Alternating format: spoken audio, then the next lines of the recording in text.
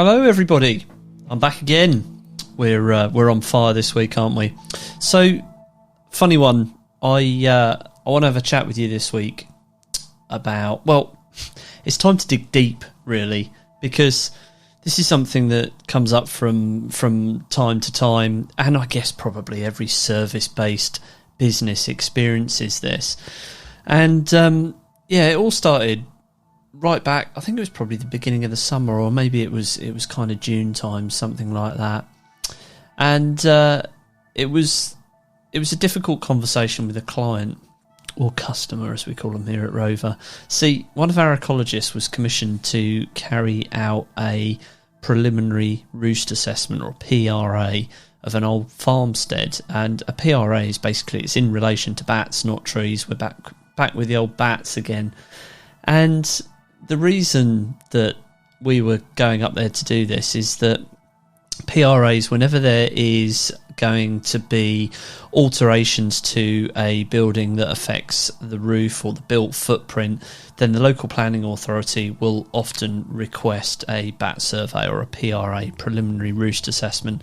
And the reason they'll do that, or the local authority ecologist will do that, is because quite often they've got access to information which you haven't, and that is something called the European Protected Species Licensing. And what that enables them to do is they can have a look using some online tools and also their own internal database to see what, if any, European Protected Species licenses have been issued near your property in relation to bats. So they've often got information that you haven't, and we come across this quite often where people have lived somewhere for 10, 20, 30 years and beyond and are totally unaware of the fact that bats are regularly using their building to roost, either as a hibernation roost or as day roost, or even in some cases a maternity roost. So a PRA, it's included with a phase 1 ecological survey or a preliminary ecological assessment, or sometimes it can be a standalone survey. Basically what the ecologists are doing, they're looking for features capable of supporting bats, not necessarily evidence, but features capable of supporting bats. They are looking for evidence of bat activity following the Bat Conservation Trust guidelines and SIEM guidelines. So they're looking for things like bat droppings, staining on the walls of the building, bat droppings on the ground outside, butterfly wings, all these kind of things that are indicators that bats are using your building. And crucially, it'll also require an internal inspection of buildings if they are proposed to be worked on. So in terms of bat surveys, that is the very first step, is that PRA. And this chap, so our ecologist had gone up there, she'd done the data collection, she'd done the desktop assessment, she'd gone up to do the site visit, she carried out the PRA, and then about 5 or 6 days later the report goes across to the client, and essentially the client or customer needed bat emergence surveys or bat activity surveys because the building had been classed as having low potential. Now, it was at this point that the customer kicked off big style. So this customer was an old farmer. He'd bought the site basically to develop it for him and his wife to retire to. And they really did think that this was a total cash cow and that we could have predicted that these additional surveys were going to be used. Well, sometimes we can if we're given good photos, but generally speaking, the preliminary roost assessment will highlight whether you're going to need those bat activity surveys or not. There are two types of activity surveys. There's dawn re-entry surveys, and there is dusk emergent surveys. Now, if a building's got low potential, quite often there will only need to be one dusk or evening emergent survey initially.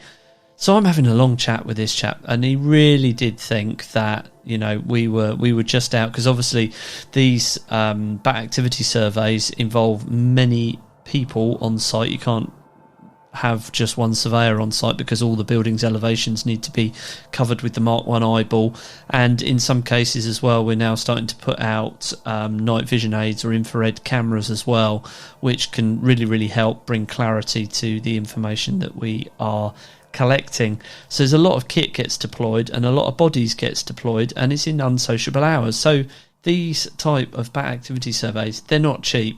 You're looking at probably somewhere in the region of £900 to £1,000 per evening for a couple of surveyors and camera equipment, and those prices can obviously change depending on what is needed for that particular project.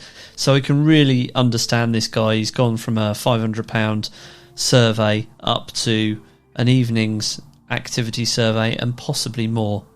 Worst case scenario, you're going to need 3 surveys if a bat roost is discovered. So we had a good chat, and I was able to calm him down a little bit, because I'd have you consider the possibility that at the end of the day, we're on your side.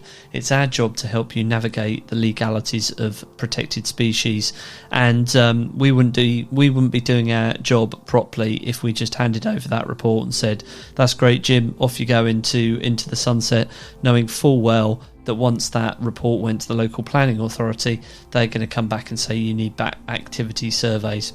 And that's one that's worth bearing in mind. If your building has been classed as having low potential or above, then you are going to need those bat activity surveys completed and all the reporting done before the local authority will award your planning consent. So it's really, really important to do this in the right order and to have a good consultancy supporting you. So I had a good chat with the client, because, you know, at the end of the day, email is not always best for these things. We were able to have a chat, was able to empathise with his situation, and we were able to come up with a plan to get those activity surveys done. And actually, in the end, I went up there on the survey with the ecologist, and we had a cup of tea on site, and everything was good.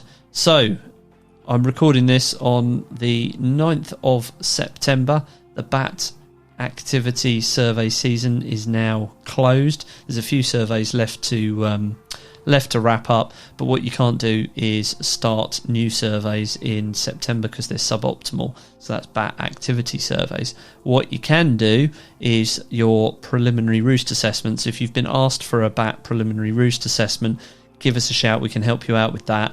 And then if you need activity surveys, they would be starting in May next year. And the great news there is obviously you can get that booked in early and save the heartache and pain of last minute season dramas next year.